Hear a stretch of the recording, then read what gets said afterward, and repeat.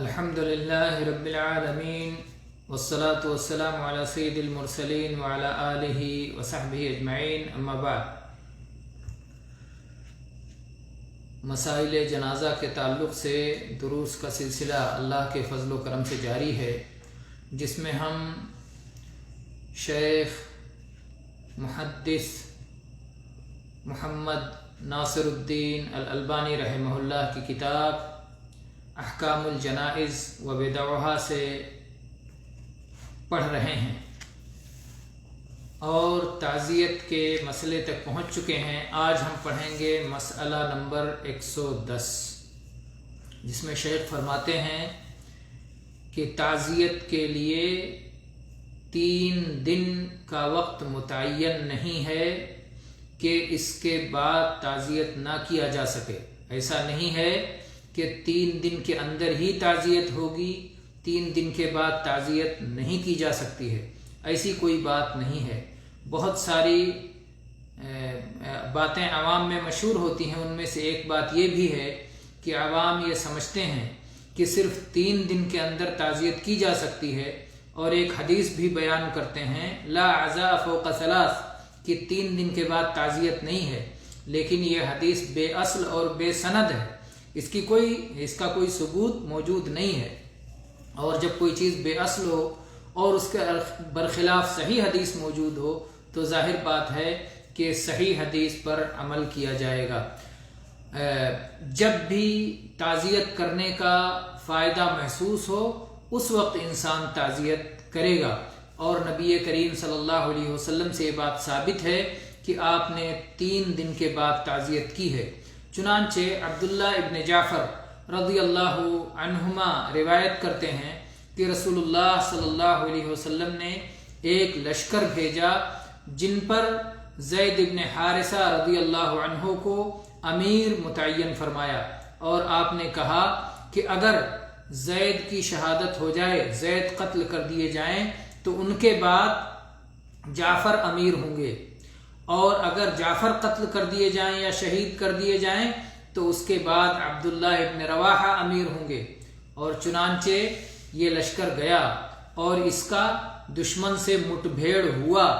اور زید رضی اللہ عنہ نے اپنے ہاتھ میں پرچم لیا، خوب لڑائی لڑی، یہاں تک کہ قتل ہو گئے، شہید ہو گئے۔ اس کے بعد میں ان کے بعد نبی کریم صلی اللہ علیہ وسلم کی تعیین کے مطابق جعفر رضی اللہ عنہ نے پرچم سنبھالا، اور وہ بھی خوب بے جگری سے لڑے، یہاں تک کہ وہ بھی قتل کر دیے گئے۔ اس کے بعد عبداللہ ابن رواحہ رضی اللہ عنہ نے پرچم سنبھالا، اور انہوں نے بھی زبردست جنگ کی، یہاں تک کہ وہ بھی شہید ہو گئے، قتل کر دیے گئے۔ اس کے بعد میں جھنڈا خالد ابن ولید رضی اللہ عنہ نے لیا، اور اللہ تعالیٰ نے ان کے ہاتھ پر فتح عطا فرمائی، اور ان سب کی خبر نبی کریم صلی اللہ علیہ وسلم کے پاس پہنچی، آپ لوگوں کے پاس آئے، اور آپ نے اللہ کی حمد و ثنا بیان فرمائی، اور آپ نے لوگوں کو بتائی کہ تمہارے بھائی جو لشکر سے جنگ کے لیے نکلے تھے، جو لڑائی کے لیے نکلے تھے، ان کا دشمنوں سے مٹ بھیڑ ہوا، اور زید رضی اللہ عنہ نے سب سے پہلے امیر بن کر کے پرچم ہاتھ میں لے کر کے جنگ کی، اور اس وقت تک لڑتے رہے جب تک کہ وہ قتل نہیں ہو گئے۔ اور اس کے بعد میں پھر دوسرے اور تیسرے صحابی، جو کہ تفصیل آپ کے سامنے گزر چکی ہے کہ زید کے بعد جعفر اور جعفر کے بعد عبداللہ ابن رواحہ، ان لوگوں ایک کے بعد دوسرے یہ قتل ہوتے رہے، شہید ہوتے رہے، یہاں تک کہ جھنڈا اس شخص نے لیا جو اللہ کی تلواروں میں سے ایک تلوار ہے، یعنی خالد بن ولید رضی اللہ عنہ نے اپنے ہاتھ میں پرچم سنبھالا، اور اللہ نے ان کے ہاتھ پر فتح عطا فرمائی۔ اور اس کے بعد کہتے ہیں کہ پھر اللہ کے نبی کریم صلی اللہ علیہ وسلم نے جعفر رضی اللہ عنہ، جعفر بن ابی طالب نبی کریم صلی اللہ علیہ وسلم کے چچیرے بھائی ہوں گے، تو آپ نے ان کو ان کے گھر والوں کو 3 دن کا موقع دیا، 3 دن کی مہلت دی، آپ ان کے یہاں نہیں گئے۔ 3 دن کے بعد نبی کریم صلی اللہ علیہ وسلم جعفر طیار رضی اللہ عنہ کے گھر پہنچے اور آپ نے گھر والوں سے کہا کہ میرے بھائی پر آج کے بعد رونا نہیں۔ رونے کا دن 3 دن غم کا، اور جو ہے 3 دن تعزیت، 3 دن غم کے دن ہیں، اور یہ فطری چیز ہے، تو آپ نے 3 دن تک انہیں مہلت دی، اور چوتھے دن آپ ان کے گھر تشریف لے گئے اور آپ نے کہا آج کے بعد میرے بھائی پر رونا نہیں، اور میرے دونوں بھتیجوں کو بلاؤ، اور ان کو لایا گیا۔ وہ کہتے ہیں عبداللہ ابن جعفر، آپ کے بھتیجے جعفر رضی اللہ عنہ کے بیٹے، کہتے ہیں ہمیں لایا گیا جیسے کہ ہم چوزے ہیں، چھوٹے چھوٹے بچے لایا گیا۔ نبی کریم صلی اللہ علیہ وسلم نے فرمایا کہ حجام کو بلاؤ، سر موڑنے والے کو بلاؤ۔ حجام کو بلایا گیا، حلاق کو بلایا گیا، اور وہ آیا، اس نے ہمارے سر مونڈے، اور پھر اس کے بعد نبی صلی اللہ علیہ وسلم نے فرمایا، 2 بیٹے تھے جعفر رضی اللہ عنہ کے، ایک کا نام تھا محمد اور دوسرے کا نام تھا عبداللہ، محمد بن جعفر اور عبداللہ بن جعفر۔ تو نبی کریم صلی اللہ علیہ وسلم نے فرمایا کہ جہاں تک محمد کی بات ہے تو یہ ہمارے چچا ابو طالب کے ہم شکل ہیں، یعنی یہ اپنے دادا پر گئے ہیں، ان کی شکل ان کے دادا سے ملتی ہے۔ اور پھر فرمایا جہاں تک عبداللہ کی بات ہے تو عبداللہ کی صورت و سیرت، خلق و خلق یہ مجھ سے ملتا جلتا ہے۔ نبی صلی اللہ علیہ وسلم نے عبداللہ کے بارے میں فرمایا کہ ان کی شکل بھی مجھ پہ گئی ہے اور ان کی سیرت بھی مجھ پر گئی ہے۔ پھر آپ نے عبداللہ کا ہاتھ پکڑ کے اوپر اٹھایا اور آپ نے فرمایا، آپ نے دعا فرمائی، اللہم اخلف جعفرا فی اہلہ وبارک لعبداللہ فی صفقۃ یمینہ، کہ اے اللہ تو جعفر کے اہل و عیال کی نگہداشت فرما، تو ان کا والی بن جا، تو ان کا خلیفہ بن جا، جعفر کے بعد تو ان کے بچوں کی دیکھ ریکھ اور نگہبانی فرما اور حفاظت فرما، اور اے اللہ تو ان کے بیٹے عبداللہ کی کمائی میں برکت عطا فرما۔ یا آپ نے یہ بات 3 بار فرمائی، اور اس کے بعد کہتے ہیں عبداللہ کہ ہماری ماں جعفر رضی اللہ عنہ کی بیوی وہ آئیں اور انہوں نے ہماری یتیمی کا تذکرہ کیا، اور نبی کریم صلی اللہ علیہ وسلم کے سامنے اپنا غم اور اپنا دکھ بیان کرنے لگی۔ نبی صلی اللہ علیہ وسلم نے فرمایا کہ تم اپنے بچوں کے بارے میں فقر و محتاجی اور تنگ دستی کا اندیشہ رکھتی ہو، اپنے بچوں کے غریب ہونے کا اور ان کے لیے تنگ دستی کا تمہیں خوف ہے، جبکہ دنیا اور آخرت میں میں ان کا سرپرست ہوں، تو جب میں ان کا سرپرست ہوں تب گھبرانے کی کیا بات ہے۔ تو نبی کریم صلی اللہ علیہ وسلم نے اس طرح سے تسلی دی۔ یہ مسند احمد کی روایت ہے، صحیح مسلم کی شرط کے مطابق اس کی سند ہے، صحیح ہے، اور اسی طرح سے یہ حدیث کی اور کتابوں میں بھی موجود ہے۔ بہرحال تو یہ مسئلہ رہا کہ تعزیت کے لیے صرف 3 دن نہیں ہے، بلکہ اس کی کوئی تعداد متعین نہیں ہے، جب بھی تعزیت کا مقصد پورا ہو تو تعزیت کیا جا سکتا ہے۔ اور اس کے بعد میں ہے مسئلہ نمبر 111۔ شیخ فرماتے ہیں کہ 2 چیزوں سے بچنا چاہیے، اگرچہ کہ بہت سارے لوگ اسی پر عمل پیرا ہیں۔ اس میں سے ایک چیز کیا ہے؟ ایک چیز یہ ہے کہ کسی خاص مقام پر تعزیت کے لیے اکٹھا نہیں ہونا چاہیے۔ کسی خاص مقام کو متعین کر کے، چاہے وہ گھر ہو، چاہے قبرستان ہو، چاہے کوئی مسجد ہو، وہاں پر اجتماع کریں، وہاں پر اکٹھا ہو جائیں تعزیت کی خاطر، تو ایسا نہیں کرنا چاہیے، ایسا نہیں ہونا چاہیے۔ اور دوسری چیز فرما رہے ہیں کہ میت کے گھر والوں کی جانب سے تعزیت کے لیے آئے ہوئے مہمانوں کے لیے کھانا تیار کرنا یہ بھی مناسب نہیں ہے، غیر مناسب کاموں میں سے ہے۔ اس سے بھی بچنا چاہیے کہ تعزیت کے لیے جو مہمان آئے اس کے لیے میت کے گھر والے کھانا پکائیں اور تیار کریں، تو یہ بھی مناسب نہیں ہے۔ اور اس کی دلیل ہے جریر ابن عبداللہ البجلی رضی اللہ عنہ کی حدیث۔ وہ فرماتے ہیں कुन्ना नउद्दुल इज्तिमा इला अहलिल मय्यित व सनीअत अत्ताम बाद दफनिही मिनन नियाहा। कहते हैं कि मय्यत के दफन करने के बाद, मय्यत के दफन किए जाने के बाद उसके घर खाना तैयार किया जाना और मय्यत वालों के यहाँ लोगों का इकट्ठा होना, मय्यत के घर लोगों का इकट्ठा होना, हम इसको नौहा शुमार करते थे। आप जानते हैं कि नबी करीम सल्लल्लाहु अलैहि वसल्लम ने नौहा को जाहिलियत के कामों में से बताया और नौहा से अपनी उम्मत को मना फरमाया। तो सहाबी जरीर रदियल्लाहु अन्हु फरमाते हैं कि मय्यत के घर इकट्ठा होना और मेहमानों के लिए खाना तैयार किया जाना, हम इसको नौहा में से शुमार करते थे। तो गोया एक ममनू काम है। इमाम नबवी, ये मुस्लिम अहमद की हदीस है, इमाम नबवी ने इसे सही करार दिया है। और इमाम नबवी अपनी किताब अल मजमू में फरमाते हैं कि ताज़ियत के लिए बैठने की जहाँ तक बात है तो इमाम शाफी और इसी तरह से इमाम शाफी की तरफ निस्बत रखने वाले तमाम उलमा इसको मकरूह करार देते हैं, इसको नापसंद करते हैं। उनका कहना है कि ताज़ियत के लिए बैठने का मकसूद ये है, जिसे वो ममनू समझते हैं, वो ये है कि घर वाले किसी एक ख़ास जगह में बैठ जाएं, किसी एक ख़ास घर में मुतय्यन कर दिया जाए कि फ़लाँ जगह मय्यत के रिश्तेदार बैठे हुए हैं, जिनको ताज़ियत करना हो उस जगह पे आ जाए, तो ये चीज़ ममनू है। इसी तरह से कहते हैं कि उलमा ने कहा है कि मय्यत के घर वालों को अपनी अपनी ज़रूरतों में लग जाना चाहिए, अपने अपने कामों में लग जाना चाहिए। अगर किसी की उनसे मुलाकात हो जाती है, जिसकी मुलाकात हो जाए वो उन्हें ताज़ियत कर दे। इस मामले में मर्दों और औरतों में कोई तफरीक नहीं है कि नहीं औरतें घर में बैठें कि लोग ताज़ियत करें और मर्द ना बैठें, मर्द कामों में लग जाएं, या मर्द घरों में बैठें, औरतें अलग बैठें, मर्द अलग बैठें, सब लोगों की इंतजार करें कि लोग आएंगे ताज़ियत करने के लिए।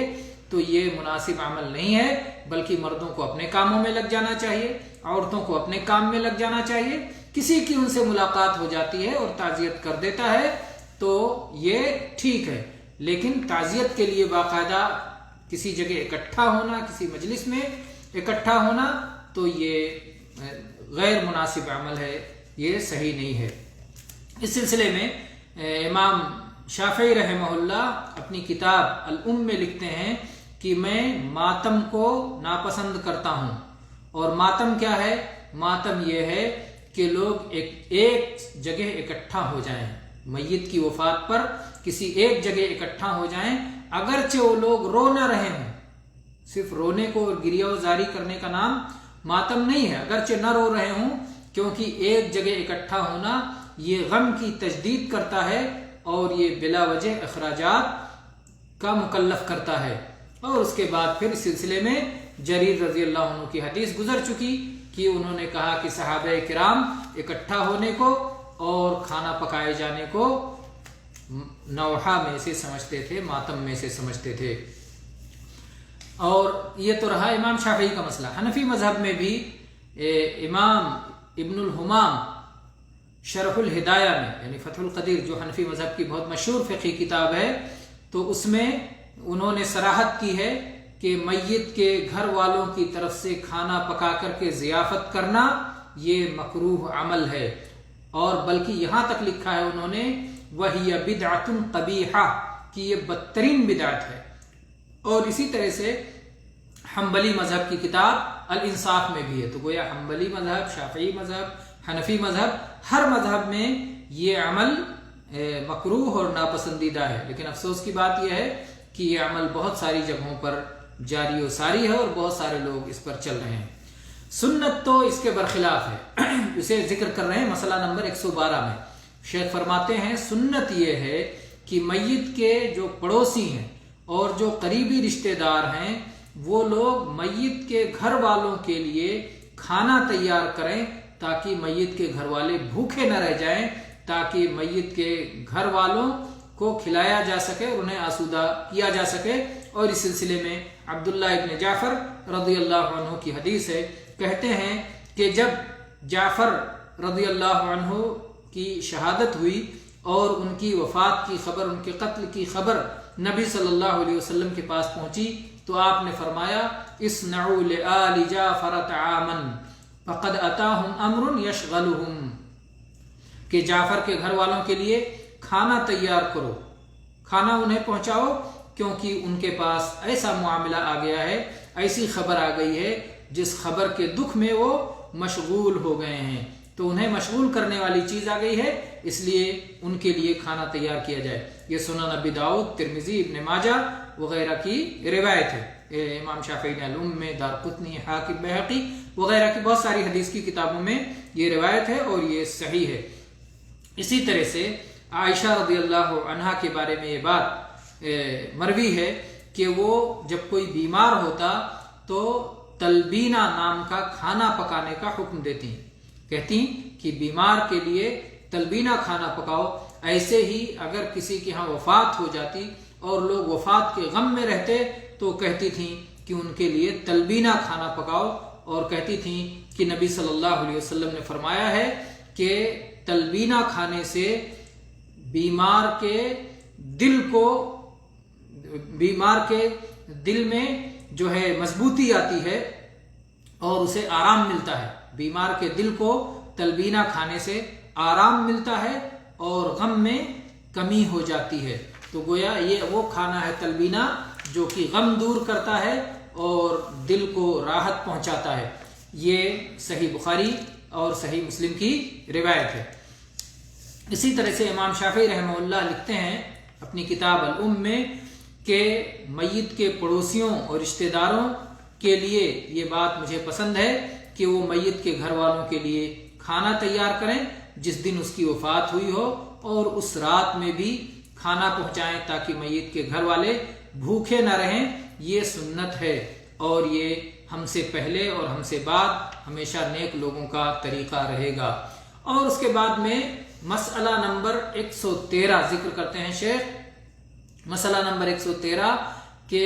یتیم کے سر پر ہاتھ پھیرنا اور یتیم کو عزت دینا، یتیم کی تکریم کرنا مستحب ہے۔ اور اس سلسلے میں عبداللہ ابن جعفر رضی اللہ عنہ کی حدیث ہے، کہتے ہیں کہ میں یعنی عبداللہ ابن جعفر طیار رضی اللہ عنہ کے بیٹے عبداللہ اور قسم اور عبید اللہ عباس رضی اللہ عنہ کے بیٹے، کہتے ہیں ہم سارے بچے ایک جگہ کھیل رہے تھے کہ وہاں سے نبی کریم صلی اللہ علیہ وسلم کا گزر ہوا۔ آپ اپنی سواری پر سے وہاں تشریف لے جا رہے تھے تو آپ ہمارے پاس آئے اور آپ نے کہا اس بچے کو، کس کو؟ عبداللہ ابن جعفر، جو کہ جعفر رضی اللہ عنہ کی شہادت کی بنا پر یتیم تھے، تو کہا اس بچے کو اٹھا کے میری سواری پر بٹھاؤ، اور آپ نے مجھے اپنی گود میں اپنے سامنے بٹھا لیا، اور کہتے ہیں قسم سے کے بارے میں کہا کہ ان کو بھی اٹھا کے میری سواری پر